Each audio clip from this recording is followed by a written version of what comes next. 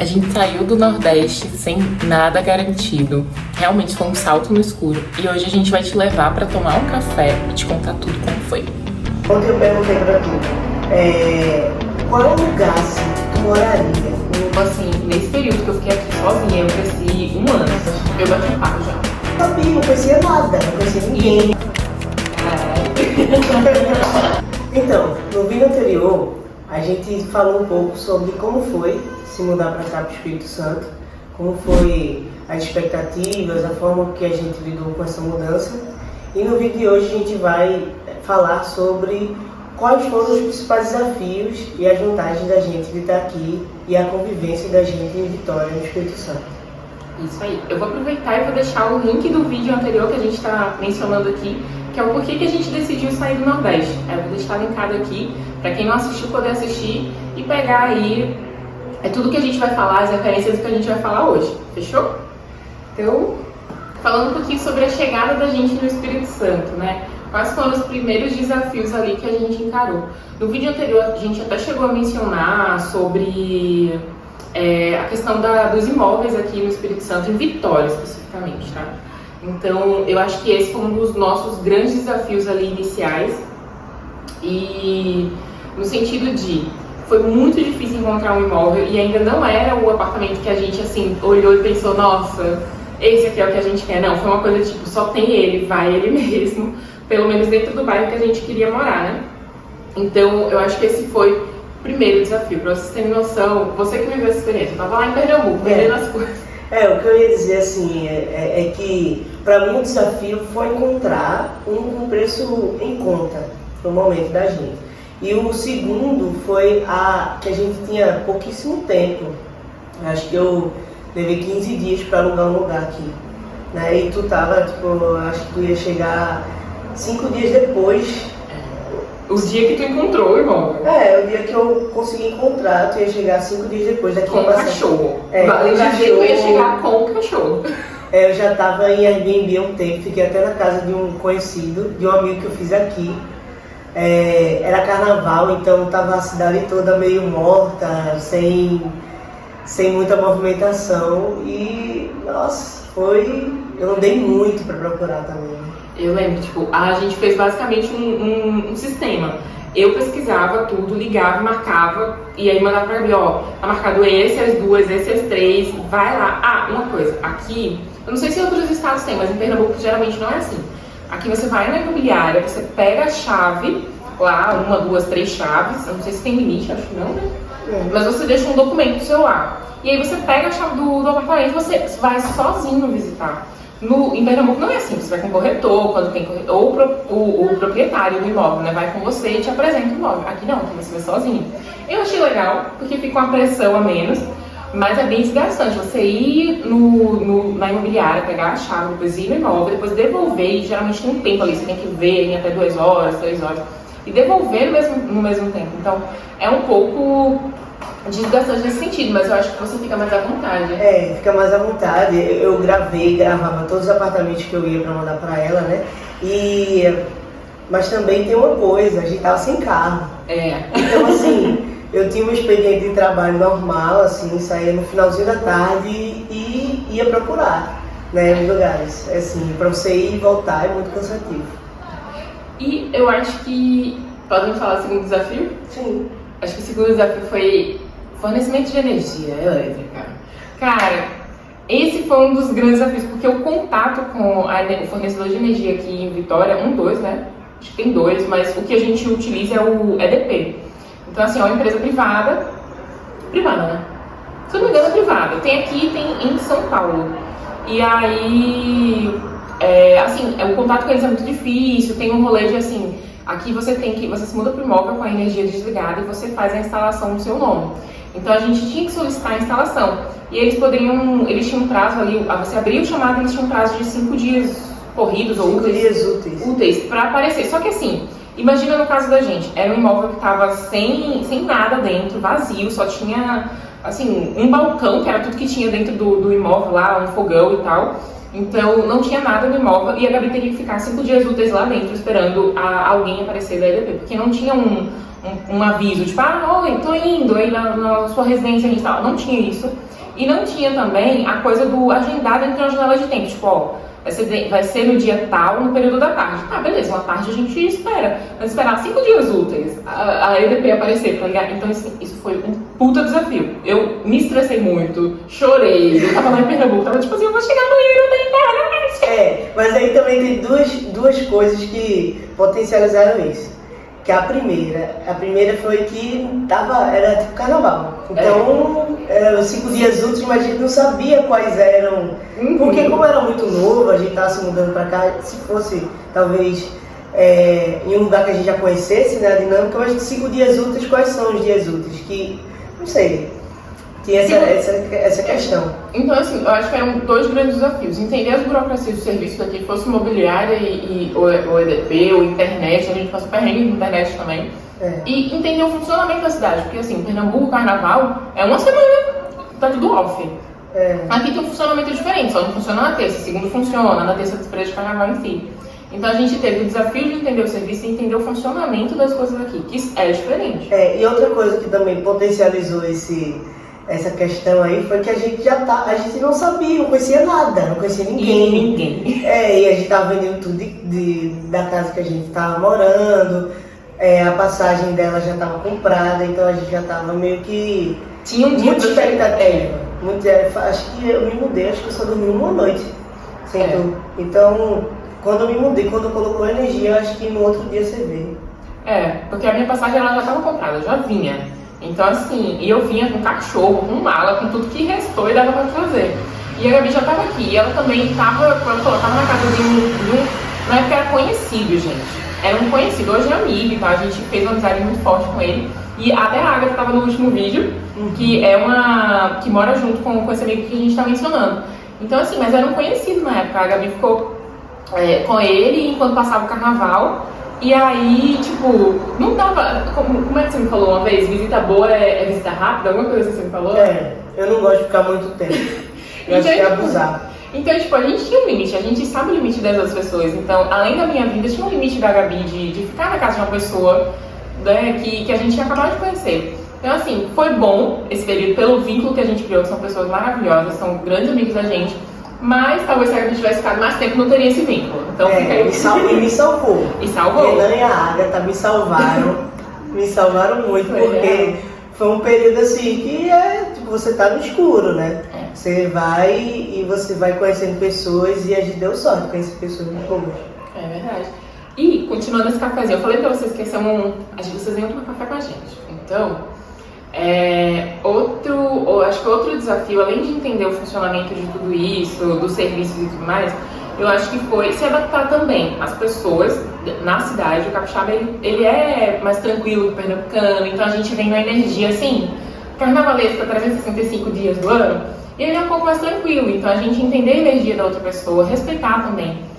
Não só do capixaba, porque aqui tem muita gente de fora, inclusive todos os amigos que a gente tem, nenhum é capixaba, gente. É todo mundo de São Paulo, Minas, Rio de Janeiro. Tem gente de muito lugar. Então, entender a energia das outras pessoas também. Acho que foi um desafio. Se adaptar um pouco, não no sentido de, eu vou diminuir, vou deixar de ser quem eu sou, não é sobre isso.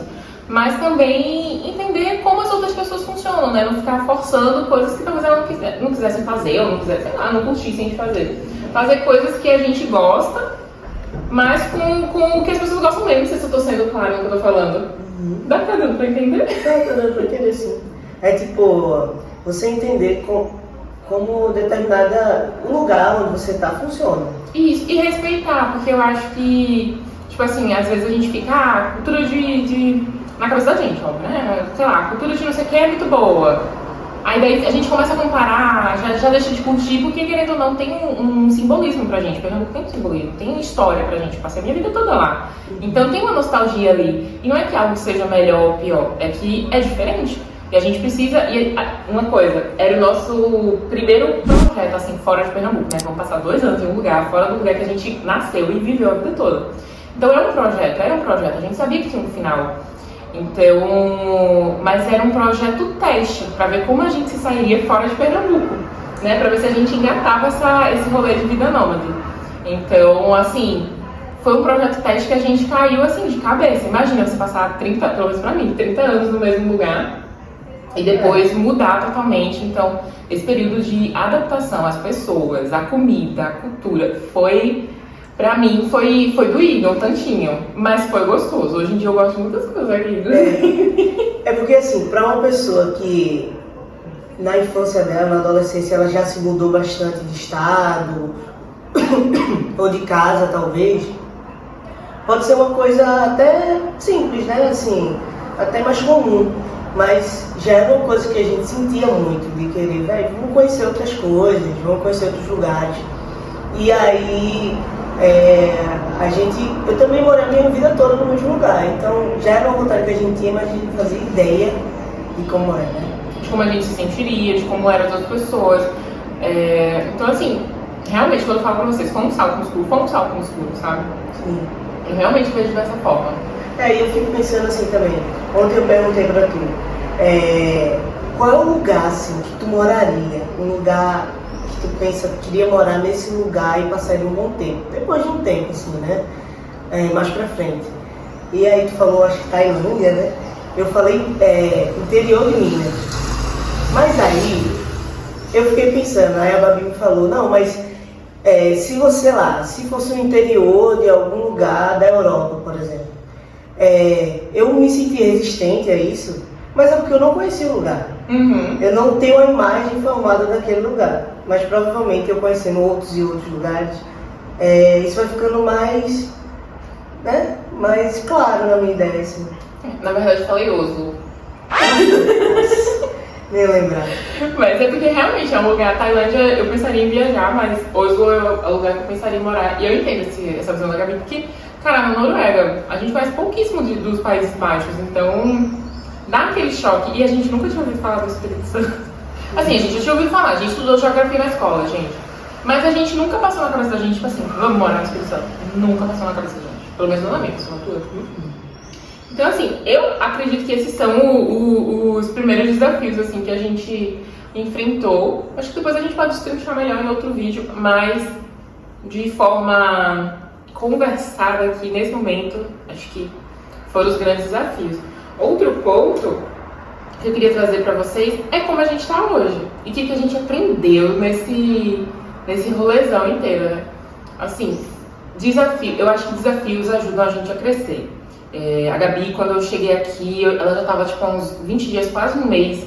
Aqui ela olhou pra mim e falou assim, nesse período que eu fiquei aqui sozinha, eu cresci 1 ano. Nesse período.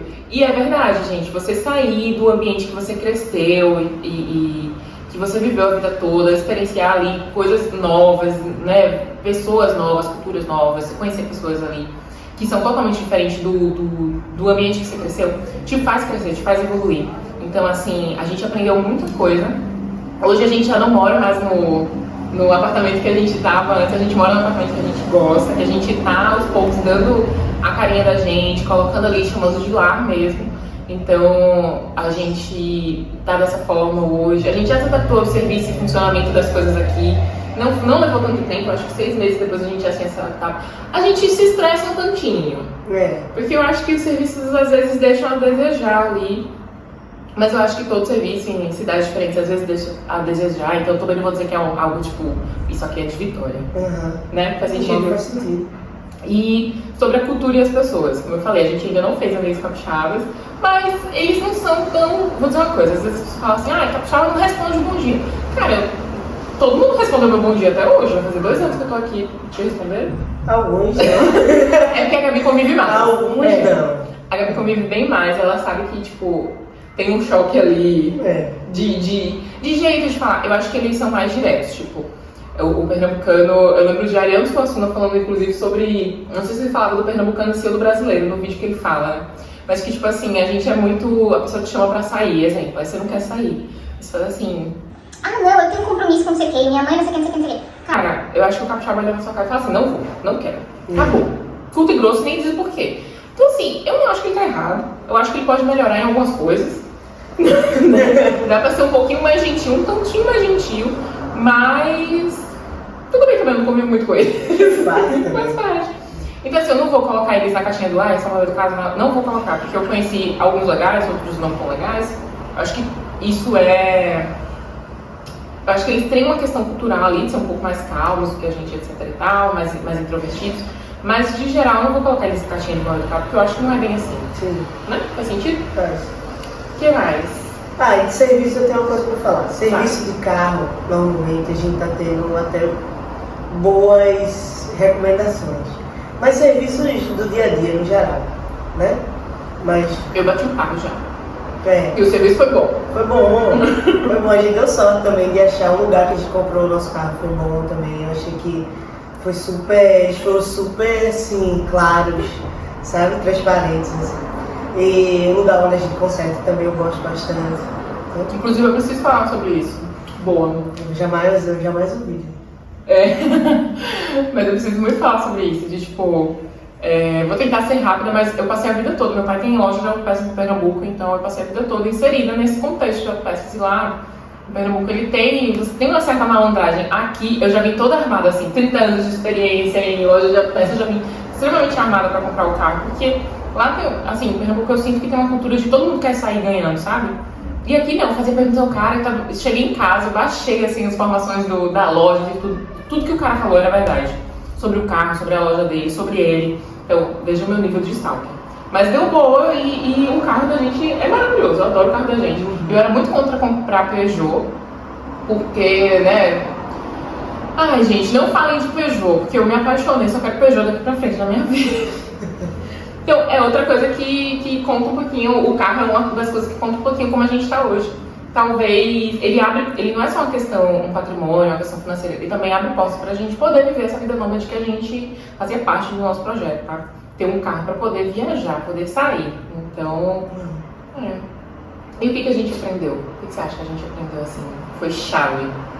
Nossa, eu aprendi a me virar. Sabe assim, eu sabia me virar antes. Mas... Não nesse nível. Não nesse nível, acho que eu aprendi a me virar. Só tem, tipo, se eu não fizer, não vai acontecer. Então, é isso. Acho que foi isso. Eu acho que... Posso falar o que eu aprendi?